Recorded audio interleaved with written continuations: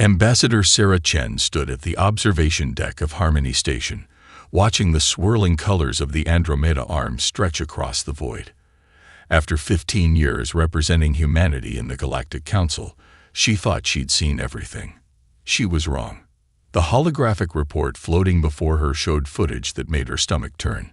The Viridian ship's distress beacon had been meant to fail, designed to break down before anyone could trace it.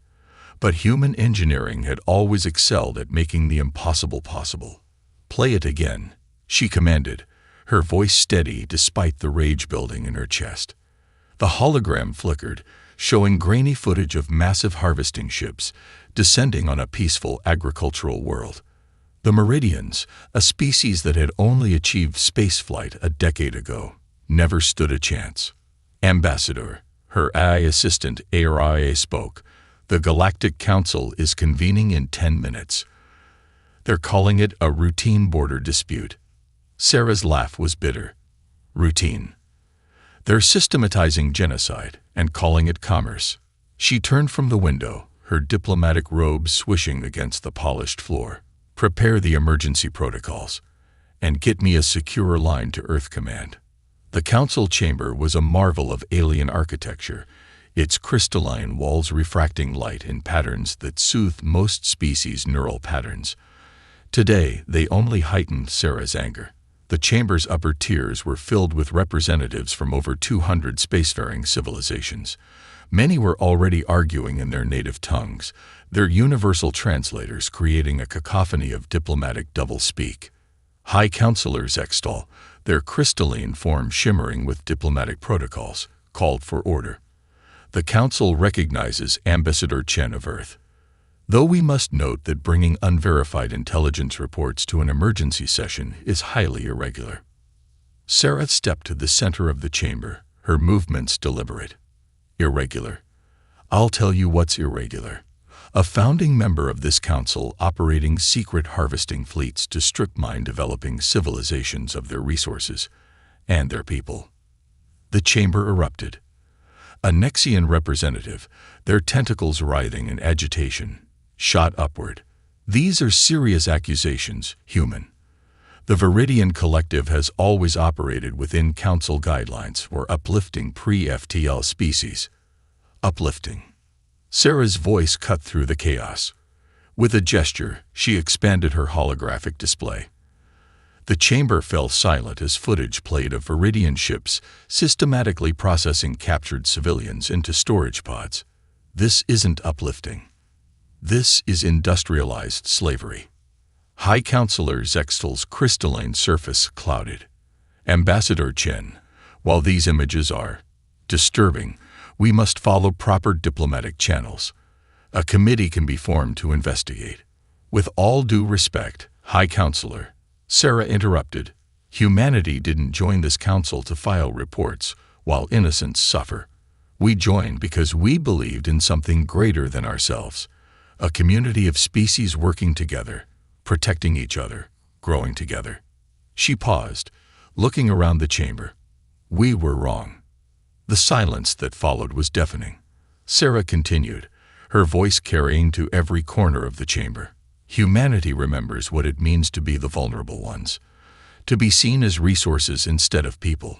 We swore we'd never let it happen to others." She straightened, squaring her shoulders. "As of this moment, Earth is invoking Article 7 of the Mutual Defense Treaty. We're declaring the Meridian situation a Class 1 humanitarian crisis." The chamber exploded into chaos. Article 7 hadn't been invoked in over 3 centuries. It gave the invoking species broad military authority to intervene in situations of extreme crisis. "You can't." The Nexian representative's translator barely kept up with their agitated clicks. "The human fleet is barely a defensive force. You have no capacity to." Sarah smiled, and something in that smile made several council members lean back. "That's where you're wrong. Humanity never stopped preparing for the worst. We just got better at hiding it." She turned to leave, then paused. "A final note for the record. As of now, any vessel participating in these harvesting operations will be considered hostile by Earth forces. We'll treat them accordingly." The council erupted again, but Sarah was already walking out. Her quantum comm was connecting to Earth Command before she reached the corridor. "This is Ambassador Chen. Implementation of Protocol Valkyrie is now authorized." She took a deep breath. "Wake the fleet."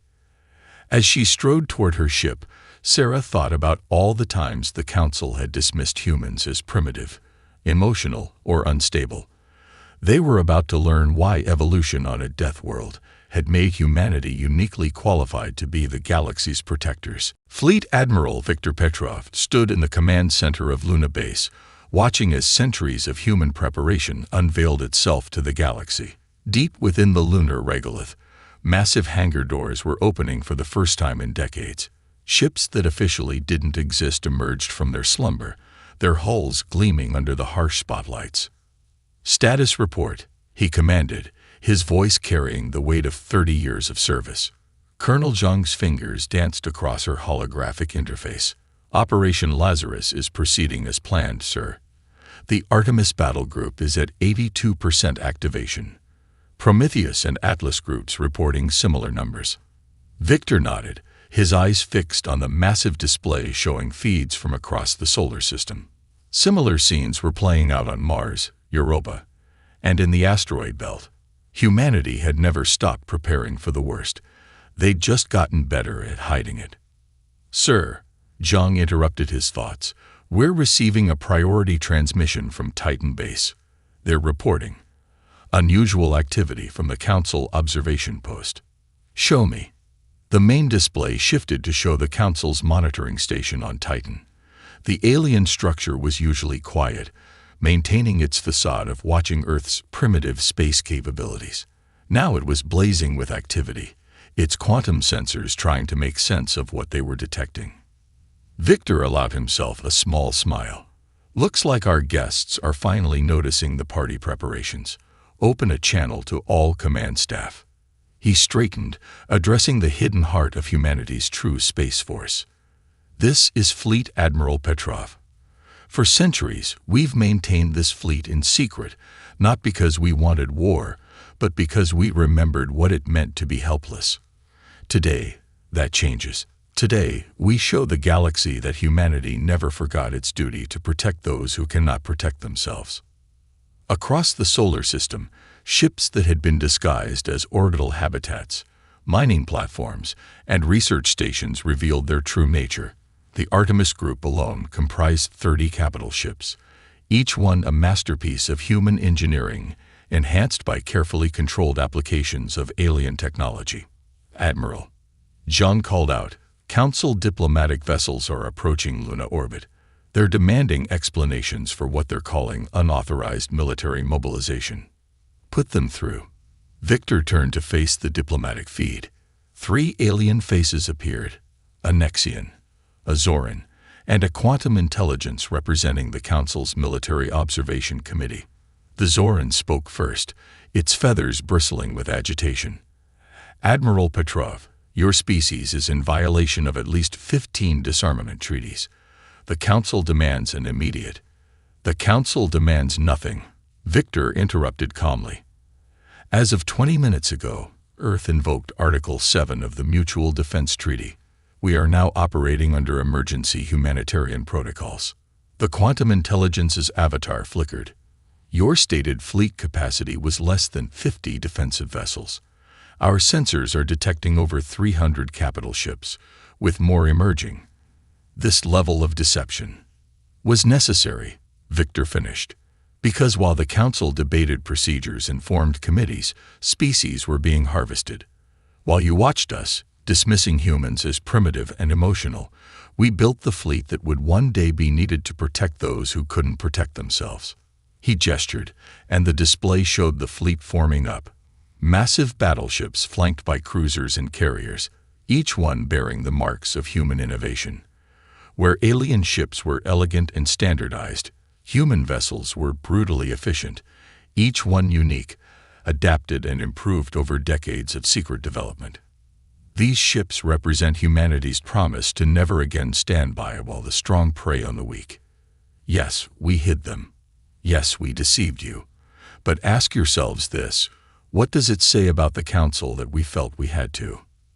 The Nexian's tentacles writhed, and what Victor had learned was their expression of deep concern. The Council will not authorize. We're not asking for authorization, Victor stated firmly. We're extending the courtesy of informing you. The fleet launches in 6 hours. Any Council species that wishes to join us in stopping these harvesting operations is welcome. If not, stay out of our way. He cut the transmission before they could respond. Around him, the command center hummed with activity as the fleet continued to awaken. Reports streamed in from across the system. Weapons systems online, crews at battle stations, jump drives charging. Sir, Zhang reported, Ambassador Chen's ship is requesting emergency docking. She says she has critical intelligence about the Harvester fleet's next target. Victor nodded. Grant them priority clearance. And Colonel, send word to all ships. Operation Valkyrie is now active. The Deathworlders are going hunting. As he watched his fleet assemble, Victor thought about all the times alien diplomats had questioned why humans seemed to plan for every possible disaster, why they insisted on redundancies and fail-safes that seemed excessive to more advanced species. They were about to learn that humanity's paranoia had a purpose. The hunters were about to become the hunted, and they would learn why every species that had ever tried to conquer Earth had failed. Humanity wasn't just fighting for justice, they were fighting to protect. And that made them the most dangerous force in the galaxy. Captain Maya Rodriguez stood on the bridge of the EFS Hyperion, watching as her crew prepared for humanity's first major space battle in centuries. The massive battleship, officially registered as a deep space research vessel, hummed with barely contained power as its true weapon systems came online. All systems are combat ready, Captain, reported Commander Davis, her XO. The fleet is in formation and awaiting your signal. Maya nodded, studying the tactical display. Ambassador Chen's intelligence had been precise. The Harvester fleet was preparing to strike a pre-FTL civilization in the Orion Spur. 3 million sentients were about to discover they weren't alone in the universe in the worst possible way. Status of the stealth systems, she asked. Operating at peak efficiency, her chief engineer responded. The quantum mimicry field is stable. As far as their sensors are concerned, we're just background radiation. This was humanity's first real test of their hybrid technology. Alien quantum mechanics merged with human ingenuity. The Council races had always assumed humans were decades behind in quantum engineering. They'd never guessed that Earth had cracked the code years ago. They'd just chosen to use it differently. Message from Fleet Command. Her communications officer announced. Admiral Petrov confirms Operation Sanctuary is greenlit. We are authorized to engage. Maya straightened in her command chair. Send to all ships. Execute jump sequence on my mark. Remember, people, we're not just fighting for justice. We're fighting for every species that ever looked up at the stars with hope instead of fear. The bridge crew tensed as the jump drives spooled up. Humanity's version of FTL travel wasn't as elegant as alien designs, but it was faster and far more unpredictable. Another advantage of evolving on a death world. Humans had learned to embrace controlled chaos. Jump in 3, 2, 1. Mark. Reality twisted as 30 human warships tore holes in spacetime, emerging directly in the path of the Harvester fleet. The alien vessels, massive industrial ships designed for processing entire populations, were caught completely off guard. Enemy fleet composition confirms intelligence, Tactical reported. 27 Harvester ships, 15 escort vessels. They're scrambling to combat positions, but their response is sluggish. Maya allowed herself a grim smile. They're not used to their prey fighting back. All ships, execute Battle Plan Delta. Protect the civilian population at all costs. The human fleet moved with practiced precision, their formation splitting into predetermined attack groups. Where alien fleets fought with rigid efficiency, humans had learned to adapt and improvise. Each ship captain had broad tactical autonomy within the overall strategy. Ma'am, we're being hailed, communications reported. The Harvester Fleet Commander is demanding our surrender. Put them through. A Viridian appeared on screen, its crystalline features arranged in what Maya had learned was their expression of supreme confidence. Unknown vessels, you are interfering in a sanctioned resource acquisition operation. Stand down or... This is Captain Rodriguez of the Earth Fleet. Maya cut in. We are here under Article 7 authority. Your resource acquisition ends today. Stand down and prepare to be boarded. The Viridian's features shifted to confusion. Then alarm as their sensors finally penetrated the humans' stealth systems. Impossible. Your species doesn't have this level of technology. The Council doesn't know everything about us, Maya replied. Here's what they missed. Humans don't just fight to win. We fight to protect. And that makes us very, very dangerous. She cut the transmission. All ships, weapons free. Priority targets are their processing vessels. Don't let a single harvester ship near that planet. The battle that followed would be studied in war colleges for centuries. Human ships moved in seemingly chaotic patterns that nevertheless formed a perfect defensive screen around the planet. Their weapons were devastating combinations of brute force and quantum engineering. Railguns accelerated by quantum fields, missiles guided by AI that could outthink alien point defense systems. Harvester ships attempting to break through Sector 7, Tactical reported. Not on my watch, Maya growled. Hyperion actual to all ships in Sector 7. Execute maneuver Thunderstrike. Her battle group responded instantly, their ships performing a complex dance that looked like madness, but placed them perfectly to catch the enemy in a devastating crossfire. The harvesters, used to dealing with primitive or helpless prey, had no defense against humanity's centuries of preparing for exactly this type of fight. Enemy fleet is in disarray, Commander Davis reported. They're attempting to retreat. Maya leaned forward. Not all of them. Look at their flagship. They're charging weapons. The massive harvester vessel was indeed preparing for one final attack. Its captain had apparently decided that if they couldn't process this world's population, they would destroy it. All power to forward shields, Maya commanded. Plot an intercept course. We're going to show them why you don't threaten innocent lives in front of humans. The Hyperion moved with surprising grace for a ship its size, placing itself between the harvester and the planet. The enemy vessel fired, its main weapon capable of cracking a planet's crust. But humanity had spent centuries preparing for exactly this kind of moment. The Hyperion's shields, reinforced by technologies the Council thought impossible for humans to master, held firm. Return fire, Maya ordered calmly. Show them what a Deathworlder's revenge looks like. The battle would be remembered not just for humanity's victory, but for how they won.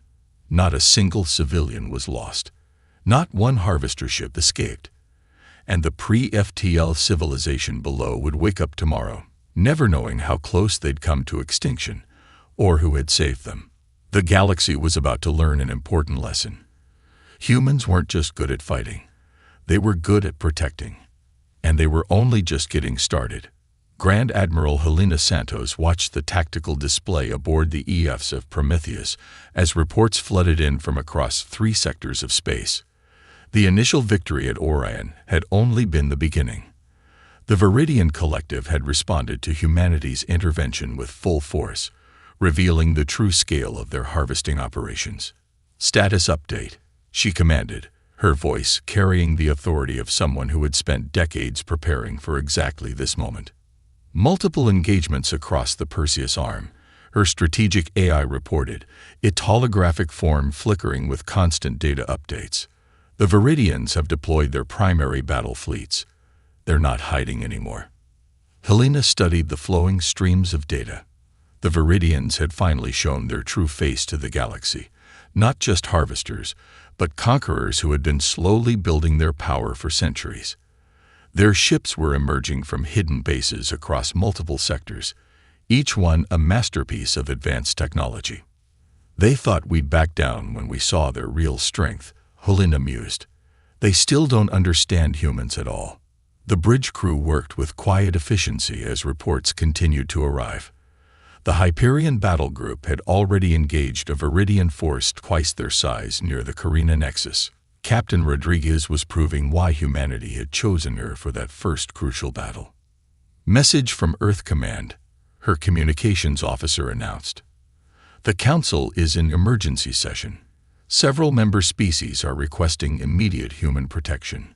Helena allowed herself a grim smile. Funny how quickly they've changed their tune about our primitive fleet. Send word to all commands. Implementation of Protocol Aegis is authorized. Her XO, Commander Jackson, raised an eyebrow. Ma'am, Aegis Protocol was designed for full-scale war. Are you sure? The Viridians just deployed 30,000 ships from hidden bases. Helena interrupted. They've been planning this for centuries. Yes, I'm sure. She stood, addressing her bridge crew directly. What we're seeing isn't just about harvesting populations. This is a long-planned conquest, and we just forced them to show their hand early. Send to all fleet commanders.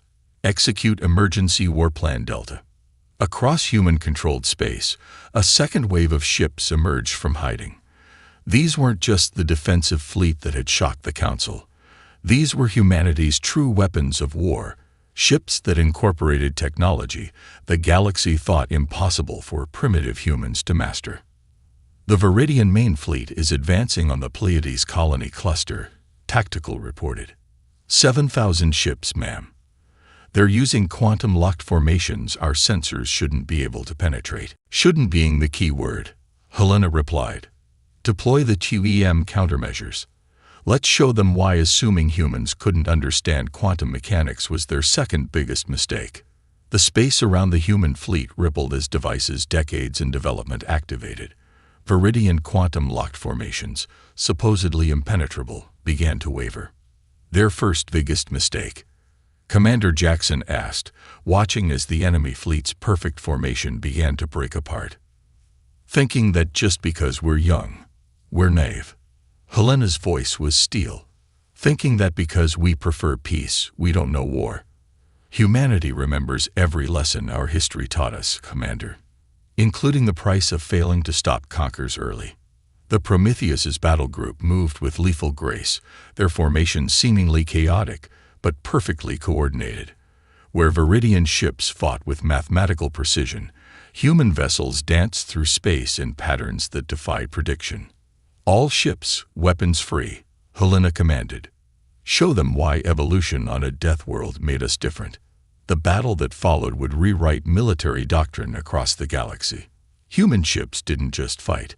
They adapted mid-battle, changing tactics faster than the Viridians' combat computers could analyze.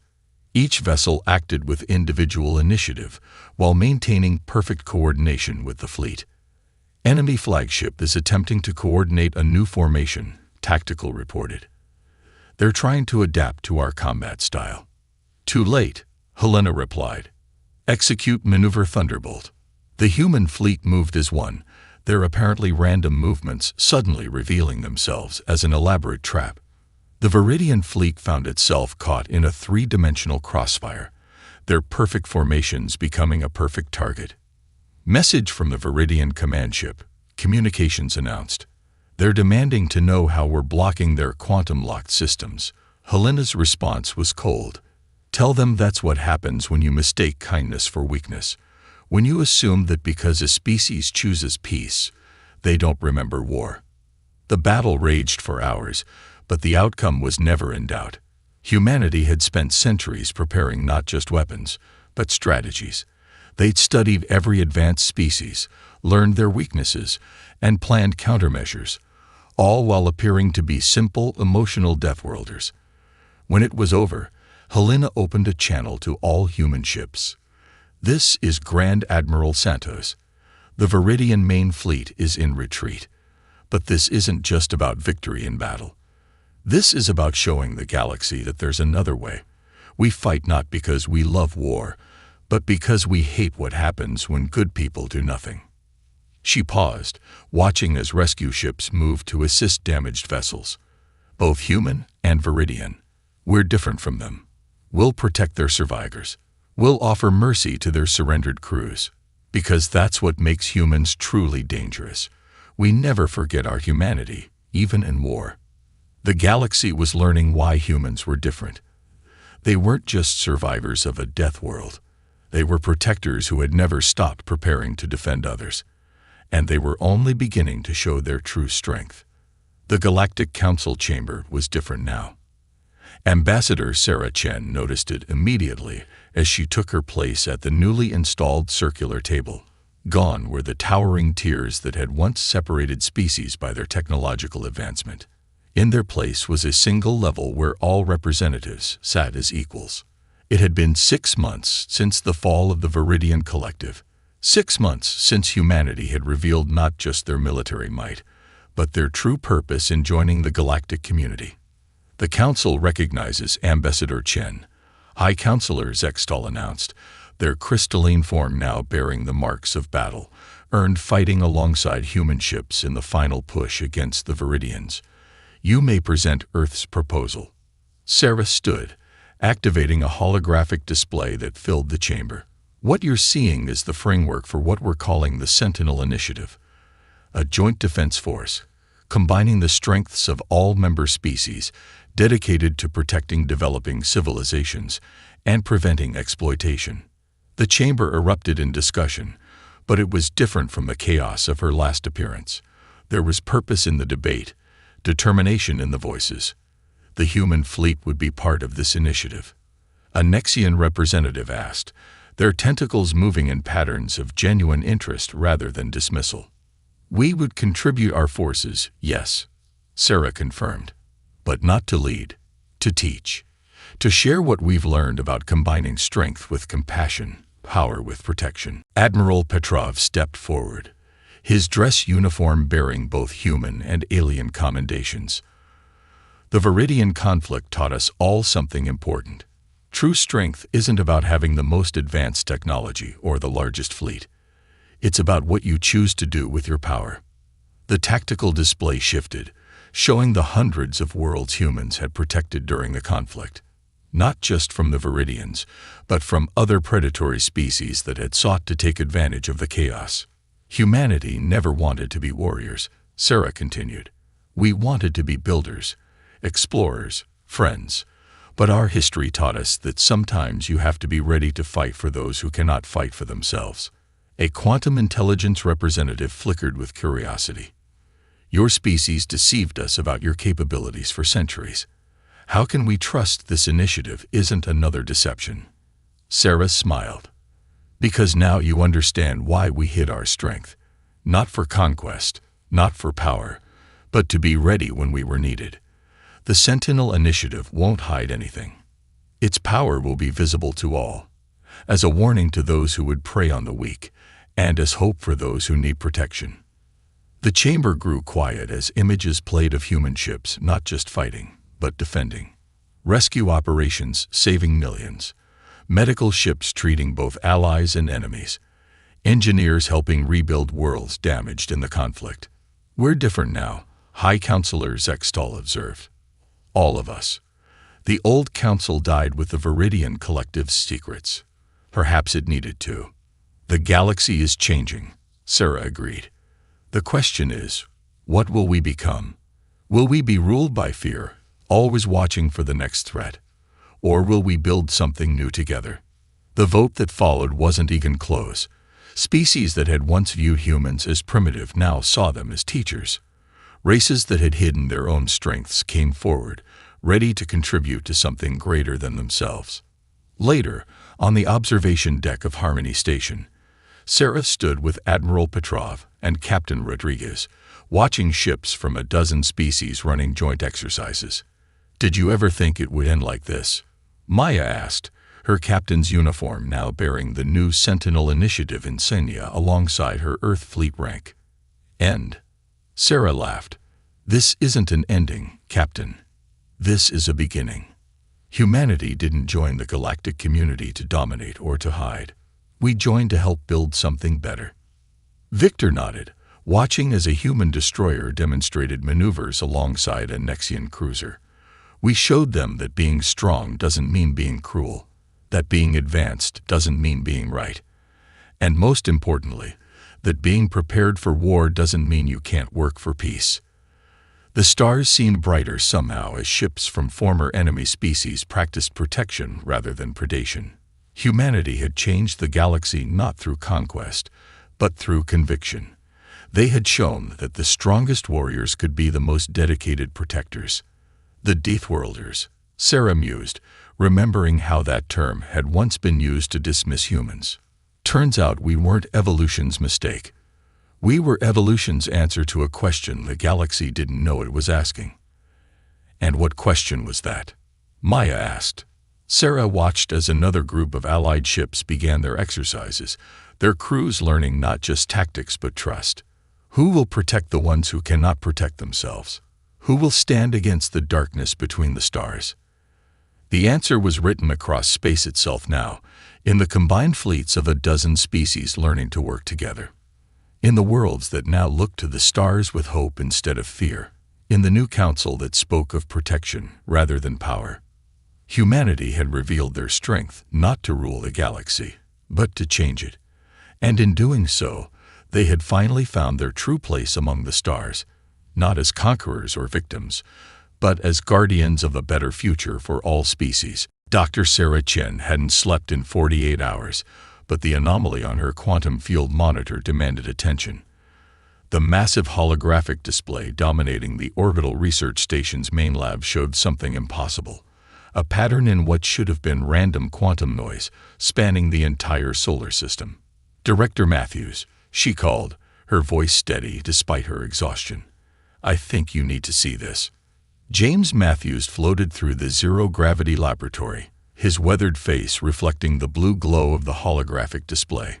20 years of directing humanity's deep space research program had taught him to trust Sarah's instincts.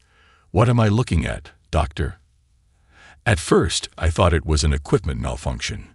Sarah manipulated the display, zooming out to show the entire solar system. But look at this pattern. It's like a lattice, extending from just beyond Pluto's orbit all the way to Mercury. The quantum entanglement readings are off the charts. Natural phenomenon. Impossible. Sarah shook her head, her short black hair drifting in the microgravity. This is engineered. The precision, the complexity. We're looking at technology centuries beyond anything humanity has achieved. Matthew's expression darkened. How long has it been there? That's the thing. Sarah pulled up another dataset, overlaying it on the first. These are readings from 50 years ago, when we first started quantum mapping. The pattern is identical. This structure, whatever it is, has been here longer than we've had the ability to detect it. The implications hung heavy in the recycled air. Humanity wasn't alone in the universe, and someone had built something massive around their solar system without them noticing. Classification level Omega, Matthews declared, already reaching for his secure comlink. Get me Admiral Torres at Seoul Defense Command. Within hours, the station's observation deck had been converted into a secure command center.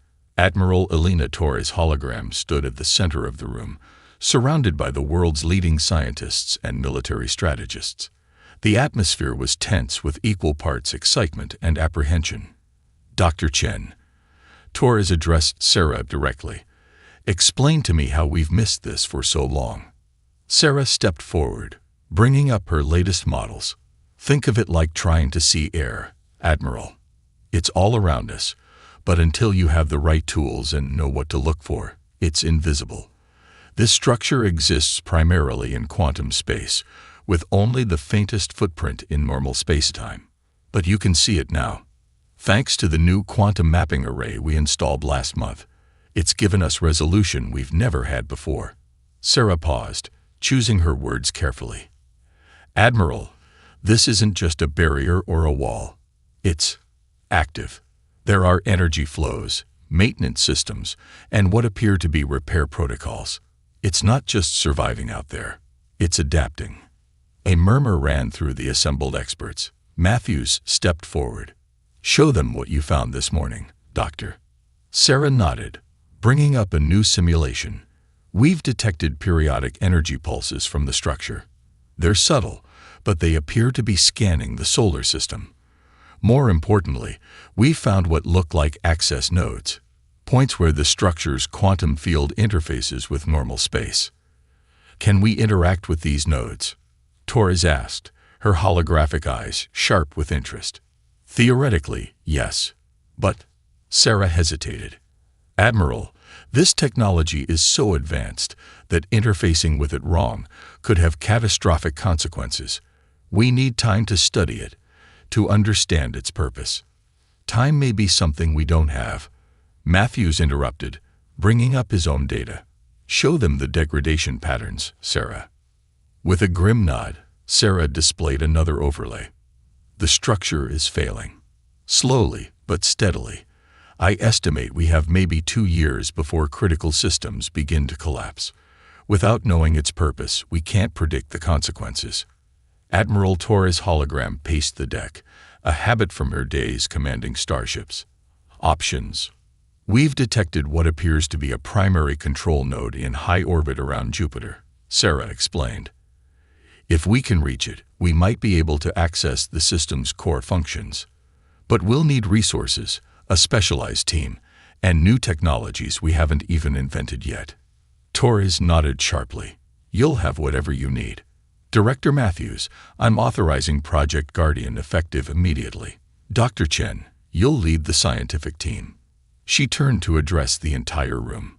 Ladies and gentlemen, humanity just inherited an alien megastructure.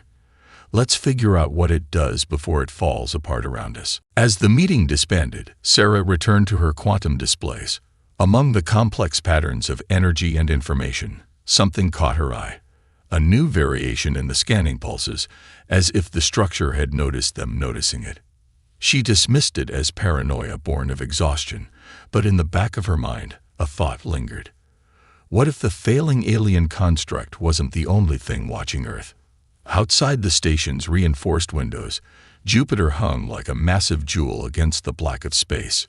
Somewhere in orbit around that giant world lay answers to questions humanity hadn't even known to ask. Sarah had a feeling they wouldn't like all of those answers. 2 years, she muttered to herself, already planning the experiments they'd need to run. Let's hope that's enough time to solve a mystery older than our civilization. 6 months into Project Guardian, Dr. Sarah Chen stood in the command center of humanity's first quantum interface vessel, the Prometheus. Through the reinforced viewport, Jupiter's great red spot churned below them, a constant reminder of the hostile environment they operated in. Primary quantum scanners online, Lieutenant Maya Patel announced from her station, dark fingers dancing across holographic controls. No signs of interference from Jupiter's magnetosphere. Sarah nodded, checking her own readings. The ship represented humanity's greatest technological achievement, built in secret using insights gained from studying the alien structure. Its hull bristled with quantum sensors and experimental interface arrays, all designed to communicate with technology they barely understood. Begin approach to Node Alpha, Captain David Rodriguez ordered. The veteran spacer had been handpicked by Admiral Torres to command this mission. Nice and easy, Helm. Let's not spook whatever's been watching us. The Prometheus glided forward, its experimental quantum drives allowing it to navigate the complex layers of space where the alien structure existed. Ahead of them, invisible to normal sensors, loomed one of the massive nodes they'd detected from Earth. Contact in 3 minutes, Maya reported. Quantum field density increasing. Sarah felt her heart racing. 6 months of preparation, countless simulations, and they were still flying blind. The node's energy signature dwarfed their ship, a lighthouse of quantum activity that made their most advanced technology look primitive in comparison. Dr. Chen. Rodriguez's voice cut through her thoughts. Final check. Sarah reviewed the interface protocols one last time. Ready, Captain. Remember, at the first sign of system rejection, we pull back. We can't risk. Warning klaxons blared. Maya's hands flew across her console. Massive energy spike. Something's activating. The space around them shifted, reality itself seeming to bend as the node responded to their presence. Geometric patterns of pure energy blossomed in the void, forming complex structures that defied normal physics. "Hold position," Rodriguez ordered. "Dr. Chen." Sarah was already deep in the data, her augmented reality display flooding with information. It's not attacking. I think it's trying to communicate."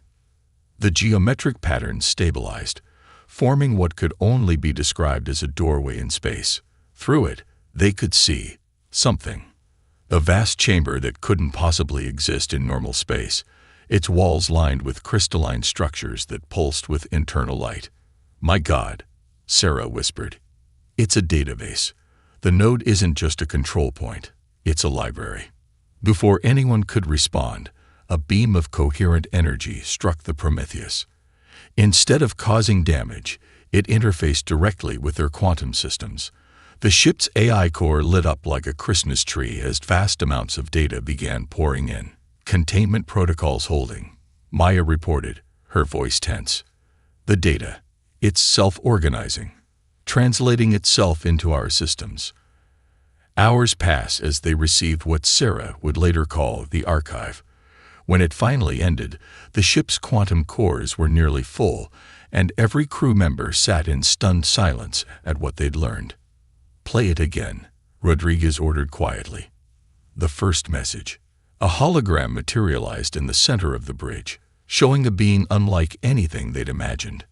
Tall, ethereal, with multiple limbs that seemed to exist in several dimensions at once. When it spoke, the ship's AI translated. "To those who find this record, we were the architects. We built the Aegis array to contain what we could not destroy. Our civilization spanned galaxies, but in our pride, we awakened something that should have remained sleeping. The entity, as we came to call it, defied physical laws. It consumed worlds, transformed entire species, and grew stronger with each victory." The being's form shifted, showing images of destruction on a cosmic scale. "We could not defeat it directly, so we built this prison. A quantum cage around a single solar system where we finally managed to trap a portion of its essence. The array must be maintained. If it fails, the entity will escape, and your galaxy will face what we could not overcome." Sarah felt cold despite the ship's regulated temperature. "They chose our solar system. Earth, we evolved inside a prison built by gods." "There's more," Maya reported, her voice shaking. "The data, it's not just history. There are blueprints, specifications, maintenance protocols. They left us everything we need to maintain the array. Or rebuild it," Rodriguez added grimly. "Look at these power readings. The array is failing faster than we thought. Whatever's trapped in there is getting stronger." Sarah studied the alien schematics with growing horror. The entity was trapped in a dimensionally transcendent space throughout their solar system, with Earth itself acting as an anchor point. Their world had developed inside a cosmic butterfly net, designed to contain something that had once destroyed civilizations. "Captain," Maya's voice cut through the tension. "I'm detecting quantum disturbances throughout the array. Regular pulses, getting stronger. According to these translations, they're impacts. Something's trying to break out." Rodriguez straightened in his command chair. "How long?" Sarah ran the calculations 3 times, hoping she was wrong. "At the current rate of deterioration, 3 months. Maybe less." "Send everything to Sol Command," Rodriguez ordered. "Priority Omega. Tell them," he paused, looking at the alien schematics. "Tell them we need to get ready for war." As the Prometheus turned back toward Earth, Sarah couldn't shake the image of those alien records. The architects had been so much more advanced than humanity, yet they'd failed. Now their last defense was failing too, and humanity would have to succeed where gods had fallen. In the quantum space around them, the impacts continued, growing stronger with each passing moment. Something ancient and patient stirred in its prison, sensing weakness in its bonds. The galaxy's oldest war was about to begin again. And this time, humanity would have to stand alone against the dark. The Global Defense Council chamber hummed with tense energy as Dr. Sarah Chen presented the latest data. 87 days had passed since their discovery at Jupiter, and Earth's greatest minds had worked around the clock to prepare for what was coming. The array's quantum matrix is destabilizing at an exponential rate, Sarah explained, her holographic display showing the deteriorating pattern. We've managed to reinforce critical nodes using adapted architect technology, but it's like plugging holes in a dam with our fingers. We're running out of hands. Admiral Torres, now sporting dark circles under her eyes from endless strategic sessions, leaned forward. What about the containment protocols from the archive? The architects must have had contingencies. They did. Sarah brought up new schematics, but they required resources we don't have. The architects used exotic matter that we can't replicate with our current technology. Dr. Alexander Volkov, a quantum physicist from the Russian Space Agency, cleared his throat. Perhaps we are approaching this wrong. The architects failed because they thought like architects. We must think like humans. The room fell silent. Sarah turned to her old colleague with growing interest. What are you suggesting, Alec? The entity feeds on complexity. The archive shows this clearly. The architects built elaborate quantum prisons because that was their way. But sometimes, he smiled thinly, the simplest solution is best. Understanding dawned on Sarah's face. You want to weaponize the quantum degradation itself. Precisely. Volkov stood, taking control of the display. The array is failing because the entity's presence distorts quantum fields. But what if we could control that distortion? Channel it. Admiral Torres' eyes narrowed. You're talking about turning the prison into a weapon. Better. Volkov's fingers danced across the controls, showing new calculations. We turn it into a trap, one of humanity's design. The next 12 hours were a blur of activity. The plan was audacious, arguably insane, but it played to humanity's strengths. While the architects had tried to contain the entity with perfect structures, humanity would embrace chaos, controlled chaos. In orbit above Earth, the Prometheus underwent radical modifications. They stripped away safety protocols, reinforced quantum cores, and installed experimental systems based on both architect technology and human innovation. This is suicide, Maya said quietly as she helped Sarah calibrate the new quantum pulse emitters. You know that, right? Sarah nodded, double-checking their calculations. Probably. But if we do nothing, we definitely all die. At least this way we choose how to go out. The ship shuddered as another impact rippled through the array. The entity was stronger now, its attempts to break free more focused. Through the quantum sensors, they could see its influence spreading like cracks in reality itself. All stations report ready, Captain Rodriguez announced over the ship-wide comm. Dr. Chen, begin the sequence. Sarah took a deep breath and initiated the startup protocols. Around the Prometheus, space itself began to twist as their hybrid human architect technology came online. The ship's quantum cores pulsed with power that would have melted conventional systems. First fracture point detected, Maya reported. Entity is responding to the quantum fluctuations. Good. Sarah watched the readings carefully. It can feel the weakness. Let it think it's winning. The entity surged toward their location, drawn by what appeared to be a catastrophic failure in the array's containment field. But this breach was different. Engineered with precise imperfection, its chaos carefully calculated by human minds. Energy spike. Maya's hands flew across her console. It's taking the bait. The void erupted with impossible colors as the entity began to manifest in normal space. For the first time, humanity saw what had terrified the architects, a being of pure quantum potential, neither matter nor energy, but something that denied the very laws of physics. Now, Sarah shouted. The Prometheus's modified systems activated, not fighting the entity's quantum distortions, but amplifying them, channeling them. The trap wasn't meant to contain, it was meant to reflect. Hull integrity at 40%, Maya reported as the ship shook violently. Quantum core temperature critical. Hold together, Sarah whispered, watching as their plan unfolded. The entity's own power was being turned back on itself, creating a feedback loop of quantum distortion. It tried to break free, but each attempt only strengthened the effect. It's working. Volkov's voice came over the comm. The entity's quantum signature is collapsing. Through the viewport, Sarah watched as the impossible being began to fold in on itself, trapped in a prison of its own making. Human ingenuity had succeeded where architect perfection had failed. They hadn't tried to contain the uncontainable, but rather turned its nature against itself. The Prometheus's systems were failing, overloaded by forces they were never meant to channel. But as emergency sirens blared and bulkheads buckled, Sarah saw the entity continue to collapse, compressed by its own power into an ever-shrinking point of quantum potential. All hands, brace for quantum shockwave. Rodriguez ordered. The universe seemed to hold its breath for a moment. Then reality snapped back like a rubber band, and everything went white. When Sarah could see again, the quantum sensors showed something remarkable. Where the entity had been, there was now a perfect sphere of stable quantum space, a singularity of possibility, forever turning in on itself.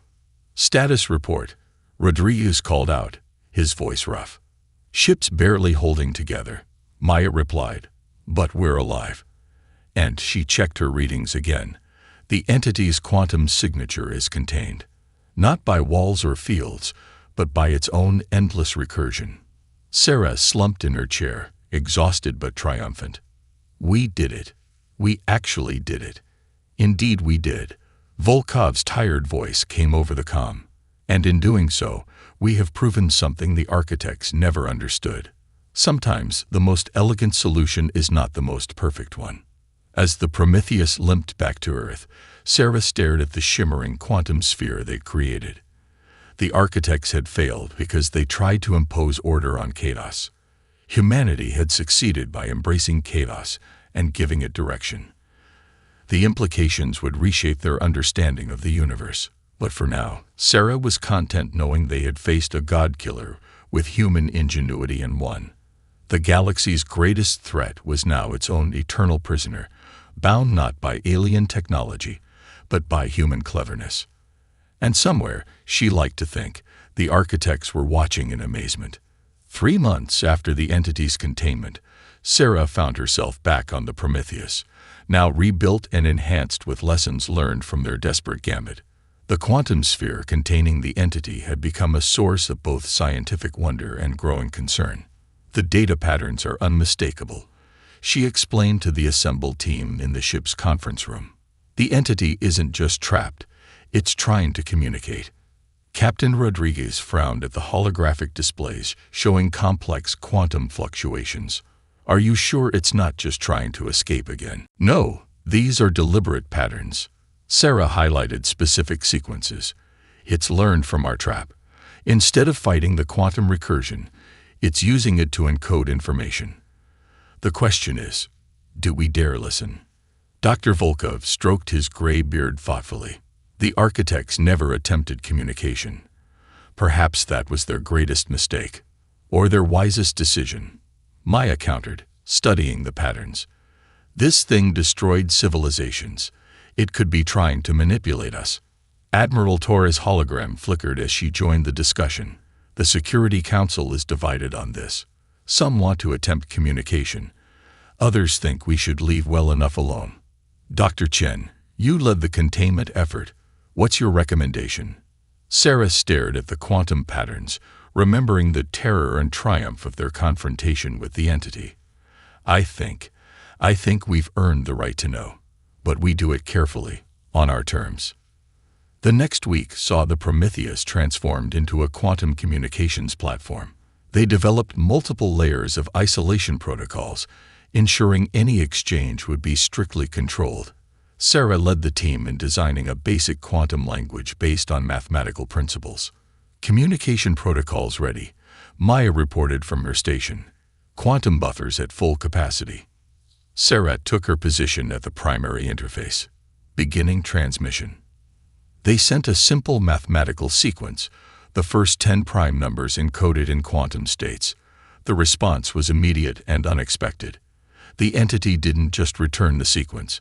It completed it to 1,000 digits and then added something else. "It's beautiful," Sarah whispered as the translation appeared on their screens.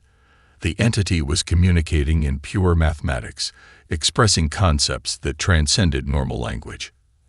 As they continued the exchange, a story emerged that challenged everything they thought they knew. The entity hadn't been some mindless destroyer. It had been an explorer, a being from a universe with different physical laws trying to understand their reality. The destruction it caused came from its attempts to comprehend a cosmos that operated on principles alien to its nature. The architects attacked first, Sarah translated, her voice heavy with realization. They saw something they didn't understand and tried to destroy it. The entity defended itself the only way it knew how, by trying to remake small portions of space to match its home reality. That doesn't excuse galaxies' worth of destruction, Rodriguez argued. No, but it explains it. Sarah brought up new data streams. Look at what it's sharing now. Knowledge about quantum physics that makes our best theories look like child's play. Understanding of dimensions we never knew existed. The entity's communications became more complex, revealing truths about the universe that both thrilled and terrified them. It showed them how reality was far more malleable than they'd imagined, how the barriers between dimensions were more like suggestions than walls. But with each revelation came a warning. The entity had learned from its imprisonment, gained perspective over the uns. It showed them visions of other beings like itself, of spaces between spaces where things existed that made it seem benign by comparison. It's not just sharing knowledge, Maya realized, studying the latest transmissions. It's trying to prepare us. Sarah nodded grimly. The universe is stranger and more dangerous than even the architects knew. The entity's presence in our reality was an accident, but there are things out there that would come here deliberately. And now we've attracted their attention, Volkov added. By containing the entity, we've demonstrated a level of quantum manipulation that makes us noticeable. Admiral Torres' hologram straightened. Are you saying we've painted a target on ourselves? No, Sarah replied, still translating the complex quantum language. We've painted a defender's mark. The entity, it wants to help us. It's offering an exchange. Its knowledge and assistance in protecting our reality, in return for controlled access to study our universe. The implications were staggering. Humanity had not only survived contact with a cosmic horror, they'd opened diplomatic relations with it. The entity's offer represented technological advancement beyond their wildest dreams, but it also meant accepting a role they might not be ready for. The architects tried to play cosmic police, Rodriguez said quietly. Look how that turned out. We're not the architects, Sarah countered. We didn't meet the entity with fear and violence. Well, not ultimately. We solved the problem like humans, adaptable, innovative, willing to try the impossible. Maybe that's why it's choosing to trust us. As if responding to her words, the quantum sphere pulsed with new patterns. Sarah's translation software decoded a simple but profound message. The architects sought to cage the unknown. Humanity seeks to understand it. That makes all the difference. Admiral Torres was silent for a long moment. Dr. Chen, you've led us this far. What do you recommend? Sarah looked around the room at her colleagues, then out at the shimmering quantum sphere that represented both humanity's greatest achievement and their biggest risk. I think we accept. But we do it our way. No cosmic prisons, no godlike proclamations. We establish protocols, set boundaries, and learn everything we can. She turned back to her quantum interface. The universe just got a lot bigger and stranger. But that's never stopped humanity before. Let's show the cosmos what we can do when we're given a chance to learn instead of fight. The entity's response was immediate, a burst of quantum data that their systems translated as something approaching approval. Humanity had passed a test they hadn't known they were taking, and the rewards would change them forever. As Sarah began establishing the frameworks for their new partnership, she couldn't help but smile. The architects had tried to play gods and failed. Humanity would try something much harder. They would attempt to be wise. 1 year after the first communication with the entity, Earth had changed in ways few could have imagined. Sarah stood in the new Quantum Interface Center, watching as teams of scientists worked with controlled fragments of the entity's knowledge, pushing the boundaries of human understanding. The Russians have successfully tested the first dimensional anchor, Maya reported, now serving as chief of operations for the global initiative. No more unexpected quantum fluctuations in their research sector. Sarah nodded, studying the massive holographic display showing Earth's new defensive network.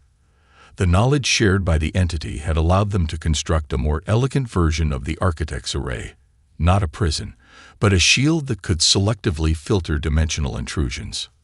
Director Chen, a young researcher, called out, "We're receiving new patterns from the entity." Sarah moved to the quantum interface station, her augmented reality implant automatically translating the complex signals. What she saw made her breath catch. "Get Admiral Torres and the Council." Now. Within minutes, the chamber filled with holographic representatives from Earth's leadership. The entity's message was unlike anything they'd seen before. "It's showing us something beyond our galaxy," Sarah explained, expanding the quantum visualization. "Other entities, like itself but different, have noticed our activities. They're coming." The room erupted in concerned murmurs, but Sarah held up her hand. "This isn't a warning of invasion. It's an invitation." The entity's quantum patterns shifted, revealing vast networks of interdimensional communication and travel, highways between realities that they'd never imagined existed. Their solar system sat at a crucial junction of these cosmic roads. The architects weren't wrong about everything. Sarah continued, "This region of space is special, but they misunderstood why. It's not just a good place for a prison. It's a natural dimensional nexus. That's why the entity was drawn here in the first place." Admiral Torres' hologram stepped forward. "What exactly is the entity proposing?" "It wants us to take our place in what I can only describe as a cosmic community." Sarah manipulated the display, showing the complex network of quantum relationships between different species and entities. "We've proven ourselves capable of understanding and managing dimensional interfaces. That makes us valuable." "And what's the catch?" Rodriguez asked from his position near the back. The captain had become one of their most experienced quantum pilots, running regular patrols of the new defense network. "We have to be willing to grow," Sarah replied, "to accept that our understanding of reality, even with everything we've learned, is still just the beginning. The entity is offering to teach us, to help us develop into something new." Dr. Volkov, his hair now completely white, smiled. "Not gods, but perhaps custodians of reality. More like dimensional diplomats." Sarah corrected. "These other entities, they're not all like our friend. Some are hostile. Some are simply alien beyond our comprehension. The multiverse needs people who can bridge the gaps, manage the interfaces between different realities.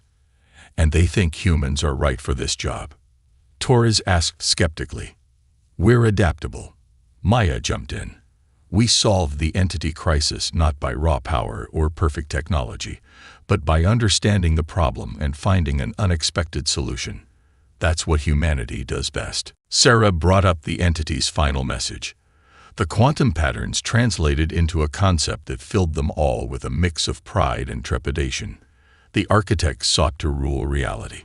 Humanity seeks to understand and protect it.